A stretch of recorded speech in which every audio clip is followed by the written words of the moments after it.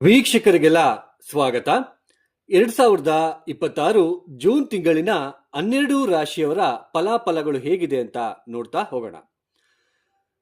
ಮೊದಲಿಗೆ ಗ್ರಹ ಸಂಚಾರದ ಬಗ್ಗೆ, ಈ ಜೂನ್ ತಿಂಗಳಿನಲ್ಲಿ ಗ್ರಹ ಸಂಚಾರಗಳ ಬಗ್ಗೆ ತಿಳ್ಕೊಳ್ಳೋಣ.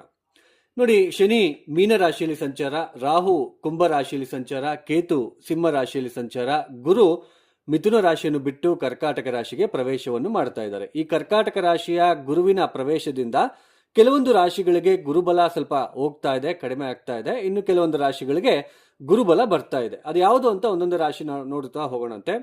ಅದೇನೇ ಇಲ್ಲಿ ನೋಡಿ, ಇನ್ನೊಂದು ವಿಷಯ ಇಲ್ಲಿ ಗುರುಬಲ.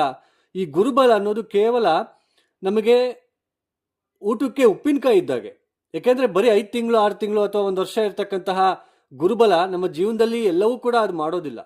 ನಮ್ಮ ಜಾತಕ ಅಂತ ಇರುತ್ತೆ. ಇದೇ ತರಹ ನಮಗೆ ಕುಂಡಲಿ ಇರುತ್ತೆ. ನವಗ್ರಹಗಳು ಕೂಡ ಎಲ್ಲೆಲ್ಲಿದ್ದಾರೆ, ಅವರು ವಕ್ರಿ ಆಗಿದಾರ, ಅವರು ಬಲಹೀನ ಸ್ಥಿತಿಯಲ್ಲಿದ್ದಾರಾ, ಅಥವಾ ಅವರು ಎಷ್ಟು ಡಿಗ್ರಿಯಲ್ಲಿದ್ದಾರೆ, ಅವರಿಗೆ ಯಾವ ಗ್ರಹಗಳ ದೃಷ್ಟಿ ಇದೆ, ಇದನ್ನೆಲ್ಲನೂ ಕೂಡ ನಮಗೆ ಅಬ್ಸರ್ವ್ ಮಾಡಬೇಕಾಗುತ್ತೆ.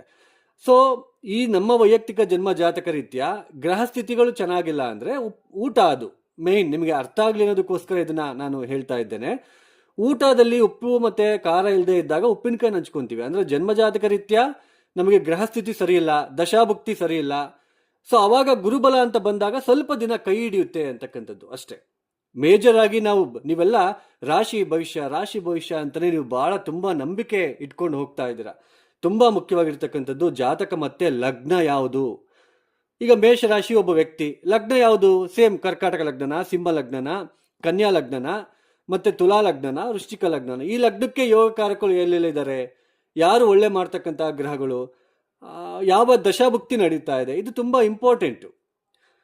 ಹಾಗೇನೆ ಕರ್ಮ ಅಂತ ಜಾಸ್ತಿ ಇದ್ದಾಗ, ನಮ್ಮ ವೈಯಕ್ತಿಕ ಜನ್ಮ ಜಾತಕ ರೀತ್ಯ ಕರ್ಮ ಅನ್ನೋದು ಜಾಸ್ತಿ ಇದ್ದಾಗ, ಅಂದ್ರೆ ಗ್ರಹ ಸ್ಥಿತಿಗಳು ಗೊತ್ತಾಗುತ್ತೆ ನಮಗೆ. ಪಂಚಮ ಸ್ಥಾನದಲ್ಲಿ ಚೆನ್ನಾಗಿಲ್ಲ ಅಂದ್ರೆ, ನವಮ ಸ್ಥಾನ ಚೆನ್ನಾಗಿಲ್ಲ ಅಂದ್ರೆ ತುಂಬಾ ನೋವು ಪಡಲೇಬೇಕು.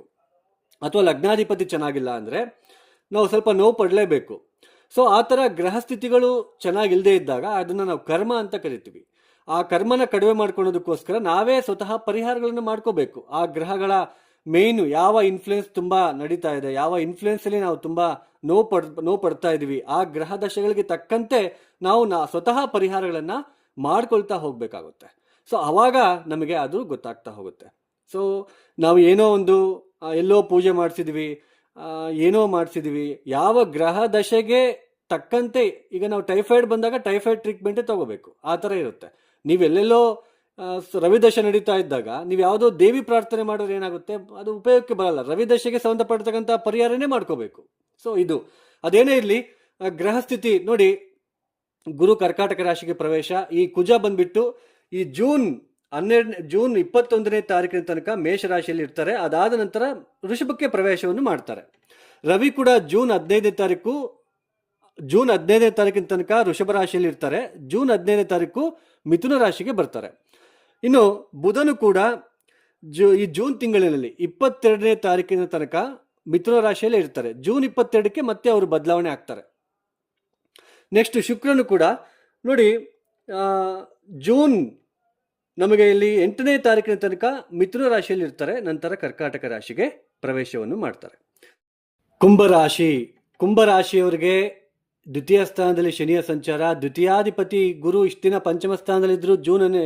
ಜೂನ್ ತಿಂಗಳಿನಲ್ಲಿ 6ನೇ ಮನೆಗೆ ಬರ್ತಾ ಇದ್ದಾರೆ. ನೋಡಿ, 6ನೇ ಮನೆ ಅಂದ್ರೆ ಏನ್ ಹೇಳುತ್ತೆ? ರೋಗ, ಋಣ, ಶತ್ರುಗಳ ಸ್ಥಾನ ಅಂತ ಕರಿತೀವಿ. ಹಾಗೇನೆ ದಿನನಿತ್ಯದ ಜೀವನದಲ್ಲಿ ಆಗ್ತಕ್ಕಂತಹ ಬದಲಾವಣೆಗಳು ಅಂತ ನಾವು ಹೇಳ್ತೀವಿ 6ನೇ ಮನೆ ಅಂದ್ರೆ. ಹಾಗೇನೆ ಕಾಂಪಿಟೇಟಿವ್ ಎಕ್ಸಾಮ್ಸ್, ನಾವು ಇಂಟರ್ವ್ಯೂ ಫೇಸ್ ಮಾಡ್ತೀವಿ, ಸ್ಪರ್ಧಾತ್ಮಕ ಪರೀಕ್ಷೆಗಳಲ್ಲಿ ನಾವು ಬರಿತೀವಿ.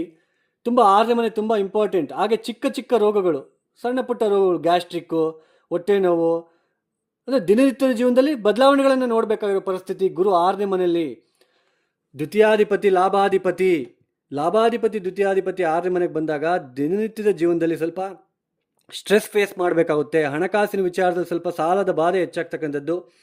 ಹಾಗೆಯೇ ಗುರು ದೃಷ್ಟಿ ದಶಮ ಸ್ಥಾನದ ಮೇಲೆ ಬೀಳ್ತಾ ಇರುತ್ತೆ. ಜಾಸ್ತಿ ಉದ್ಯೋಗದಲ್ಲಿ ಜಾಸ್ತಿ ಸ್ಟ್ರೆಸ್ ಪಡಬೇಕಾಗುತ್ತೆ. ಬೇಗ ಕೆಲಸ ಸಿಗೋದಿಲ್ಲ ಕೆಲವರಿಗೆಲ್ಲ. ಇಲ್ಲಿ ನಿಮ್ಮ ಜಾತಕ ರೀತ್ಯ ಏನಾದರೂ ದೋಷಗಳಿದ್ದಾಗ ದಶಮ ಸ್ಥಾನದ ಮೇಲೆ, ನಿಮ್ಮದು ಯಾವ ಲಗ್ನನೋ ಗೊತ್ತಿಲ್ಲ, ಇದು ರಾಶಿ ಫಲಿತಾಂಶ ಮಾತ್ರ.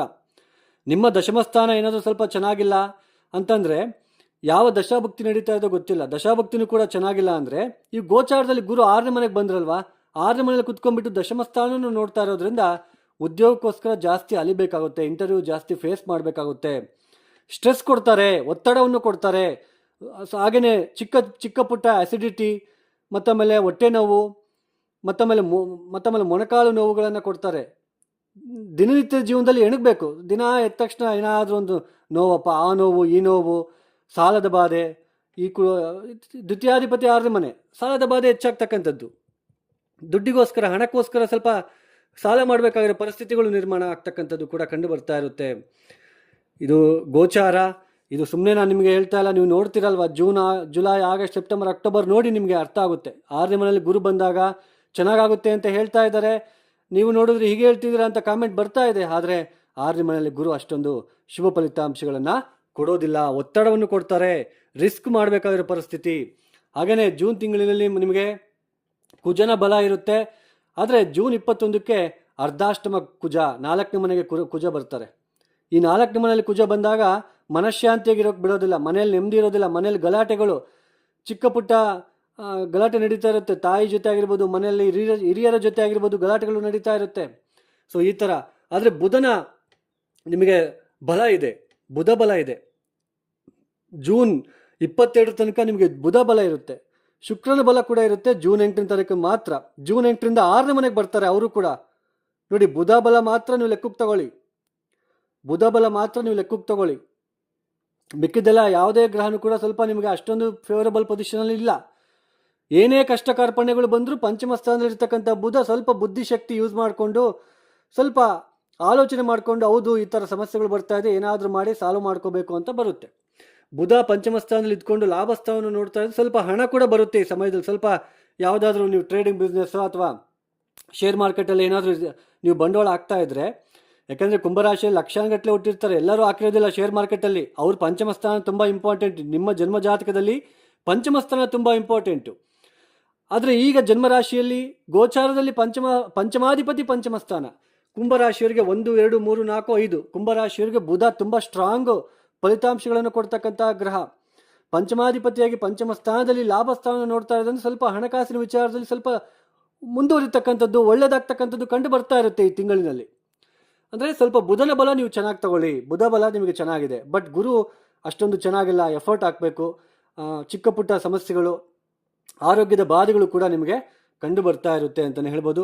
ನಿಮ್ಮ ಮಾತಿನಿಂದ ಸ್ವಲ್ಪ ಶತ್ರುತ್ವನೂ ಕೂಡ ಬರ್ತಾ ಇರುತ್ತೆ, ಸ್ವಲ್ಪ ಕುಟುಂಬದಲ್ಲೂ ಕೂಡ ಸ್ವಲ್ಪ ಜಾಸ್ತಿ ತೊಂದರೆಗಳು ಆಗ್ತಕ್ಕಂಥದ್ದು ಇರುತ್ತೆ. ಸ್ವಲ್ಪ ವೀರಭದ್ರ ದರ್ಶನ, ಶಿವನ ದರ್ಶನವನ್ನು ಮಾಡ್ಕೊಳ್ಳಿ, ಖಂಡಿತ ನಿಮಗೆ ಇಂಪ್ರೂವ್ಮೆಂಟ್ ಆಗ್ತಾ ಹೋಗುತ್ತೆ. ಶಿವ ಸಹಸ್ರನಾಮವನ್ನು ಹೇಳ್ಕೊಳ್ಳೋದು, ಅಥವಾ ಓಂ ನಮಃ ಶಿವಾಯ ಹೇಳ್ಕೊಳ್ಳೋದು, ಅಥವಾ ಮೃತ್ಯುಂಜಯ ಮಂತ್ರವನ್ನು ಬೆಳಗ್ಗೆ ಸಾಯಂಕಾಲ 108 ಸಲ ಹೇಳ್ಕೊಳ್ತಾ ಹೋದರೆ ತೊಂದರೆಗಳು ಕಡಿಮೆ ಆಗ್ತಕ್ಕಂಥದ್ದು.